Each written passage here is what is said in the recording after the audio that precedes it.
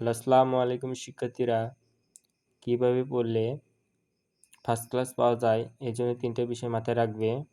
1 number, কিভাবে পড়লে অল্প সময়ে শেষ করা যাবে।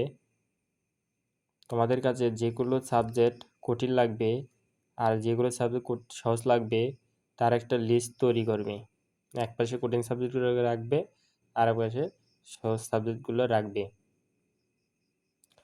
সহজ সাবজেক্টগুলো বেশি বেশি পড়ার চেষ্টা করবে আর কঠিন সাবজেক্টগুলো পাস করা যায় এভাবে পড়বে। প্রতিদিন রেগুলার 2 ঘন্টা করে পড়বে, তাহলেই তোমরা এখানে একটু ভালো ফলাফল করতে পারবে। তার জন্য আমাদের দ্বিতীয় নাম্বার, ফার্স্ট ক্লাস পাওয়ার জন্য আমাদের জিপে ক্যালকুলেশনটাও বোঝা জরুরি। যেমন 2টা সাবজেক্ট যদি তোমরা বি প্লাস পাও তাহলে পয়েন্ট আসে, ক্যালকুলেশন করার পর পয়েন্ট আসে 6.5।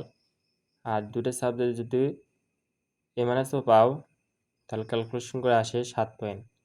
2টা সাবজেক্ট যদি তোমরা সি প্লাস পাও তাও পয়েন্ট করে আসে 5 পয়েন্ট। 3টা পয়েন্ট যোগ করার পর 18.5 পয়েন্ট আসে। আর আমাদের ফার্স্ট ইয়ারে সাবজেক্ট 6টা, 6 দ্বারা ভাগ করলে আমাদের পয়েন্ট আছে 3.08। এটি আমাদের ফার্স্ট ক্লাস। এখানে আমরা এ প্লাস কোনো সাবজেক্টে আমরা এ প্লাসও ধরিনি, কোনো সাবজেক্টে বিও ধরিনি। তাহলে এখান থেকে যদি একটু কম বেশি হয় তাও আমরা কি ফার্স্ট ক্লাস পাচ্ছি। কিন্তু আমাদের রেগুলার মেনটেন করে ইংরেজি 2 ঘন্টা করে পড়তে হবে। 3 নম্বর, পড়ায় রিভাইজ দেওয়া। যারা একটু সময় বেশি পাও তারা 2-3 দিন পর পর পুরানো পড়াগুলো একটু রিডিং পড়বা। অনেকজনের অল্প পড়লেও মনে থাকে না, তাদের জন্য পড়ার রিভাইজটা দেওয়া অত্যন্ত জরুরি। আর যারা একটু বেশি মেধাবী তাদের ক্ষেত্রে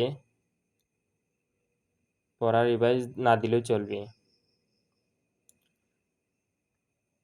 ভিডিওটি ভালো লাগলে লাইক করবেন। আল্লাহ হাফেজ।